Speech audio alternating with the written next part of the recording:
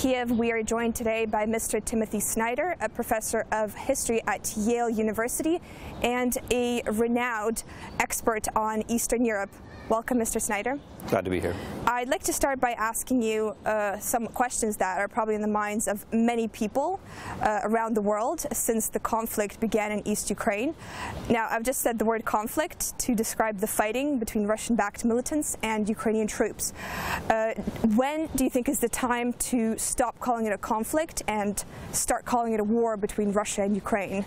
Well, I've been calling it a war for a year. I think it's very important to use clear language. I mean, the moment that Russian troops arrived in Crimea, it was the invasion of one country by another. So there's been a war on for a year now. Many Western media outlets are still using conflict, insurgency. They're still using these terms. Well, I mean, I don't think it's a yes or no question. A war can contain many elements. My own point of view would be that the thing that we call a hybrid war is a war plus a disinformation campaign, plus partisan tactics, plus a lot of bold-faced lying. So that makes it a war plus things that are also bad. So it makes it worse than a war. For me, it's not yes or no. It's clearly a war. There's no question that it's a war. The question is how do you fight a war when one side pretends not to be fighting a war? Many people, when they're talking about the fighting in East Ukraine, they tend to go back and remember Euromaidan in Kiev. I remember I read an article that Henry Kissinger wrote for the Washington Post, in which he said that Ukraine should be a bridge between Russia and the West. And I think he may have been perhaps hinting at Ukraine becoming a neutral state. Now, do you think this is possible? See, I don't like bridge metaphors because bridges are things that get walked on or driven over. So I don't like bridge metaphors for countries. I don't think countries are bridges.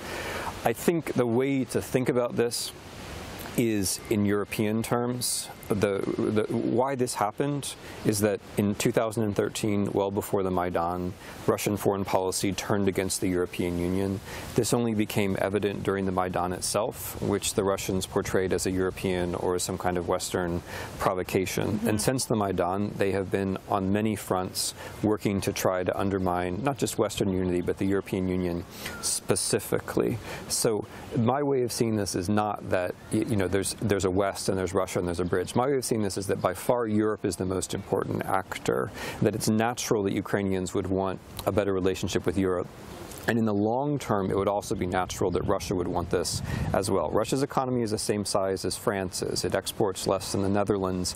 They have a choice between Europe and China. They're making that choice now. They're choosing China. So I think the question, you know, if anyone's a bridge in all this, it's probably Russia rather than Ukraine. But from my point of view, like the thing that Americans don't take seriously enough is the European Union. And Russians and Ukrainians are right to take it seriously. The Ukrainian position of wanting to join it makes sense. The Russian position of wanting to destroy it probably makes less sense. I've recently listened to one of your lectures that you gave at a German institute where, if I understand correctly, you're talking about joining a familiar European history with Ukrainian. And in any textbooks or textbooks about European that are specifically about European history, and you talk about joining it together and including Ukrainian history in this. And do you think Ukraine or Ukrainian history gets overlooked? Oh, it gets totally overlooked. I mean, Eastern European history in general gets overlooked by the paradigm of classical Greece, Renaissance Italy, revolutionary France, industrial Germany, maritime England, wonderful America. There's a kind of scheme of Western civilization which skirts around the center of Europe. But Ukraine gets overlooked in particular because insofar as people work on Eastern Europe, they tend to concentrate on Russia, which creates a particular problem in times like today where too many people are looking at things from the point of view of Moscow. So it's obvious to anyone who spends any time here that Ukraine is a real place, a real state, a real country, a real nation, a real culture, and so on. But it's true that it doesn't fit into the narrative. And Ukrainians themselves are part of the problem because Ukrainian historians have to work to find ways to get beyond the national, or in some cases beyond the Soviet way of looking at things. My own view is that European history needs Ukraine. It's not some kind of charity case. My own view is that without Ukrainian history, European history doesn't actually make any sense. Without the countries in between, Europe stops making sense and Russia stops making sense. So I think this is in some way an opportunity for Europeans to make more sense of their own pasts. Staying on topic of history, Ukraine recently passed a package of laws on decommunization, and as a way to purge itself of its Soviet past. And one of those laws was legalizing or giving legal status to Ukraine's freedom fighters, or in those Ukrainians who fought for Ukraine's independence in the 20th century. Now, some of those groups are accused by human rights organizations of ethnic cleansing, basically, during World War II. Now, do you think this is completely wrong of the Ukrainian government to do? Do you think this is actually an important step for Ukraine to take at this point? Okay, so more in a general way, this country needs decommunization like it needs food and water and air. But the real question is, what does decommunization mean? I would say that the first thing that decommunization means is taking power away from the center and giving power to mayors and local officials, so that the country isn't entirely driven by a battle of a few people at the top. Yes. Ukraine should be more like Germany, or more like the United States, or more like Canada in this way. That would be actual decommunization. I understand that not every street, in Zaporizhia should be named after Lenin. I think that makes a lot of sense, that part of the law.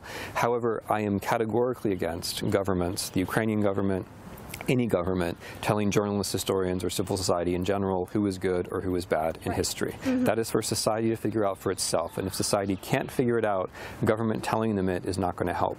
The criticism from the rest of the world is 100% justified when it comes to the particulars, but for me, that's not the important thing. For me, the important thing is what's good for Ukrainians. And from my point of view, what's good for Ukrainians is that these discussions about history take place without government telling people what to think. Now, I bet this might be on the minds of many analysts or professors of Russia who specialize on Russia specifically. What do you think is going to happen after Putin is either overthrown or, which is the less likely scenario, leaves power? Well, I think with Russia and Ukraine and Europe, we're still in for a lot of surprises.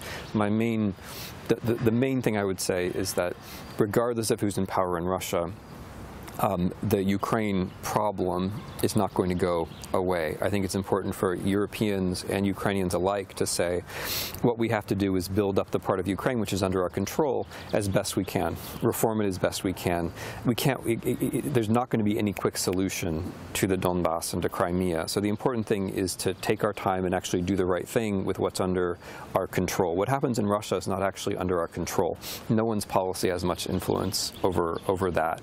My own sense is that whoever succeeds Putin is not going to immediately pull out of Ukraine. I think that would be very difficult. So I think the important thing is not to obsess about the things in the Kremlin that we neither understand nor can change, but to invest seriously in transforming this country, the huge majority of this country that we can transform. Mr. Snyder, I hope our viewers will find our short interview as informative and interesting, just as I did. This has been Tamara Rosevan and Mr. Timothy Snyder. In Kiev, this is Ukraine Today.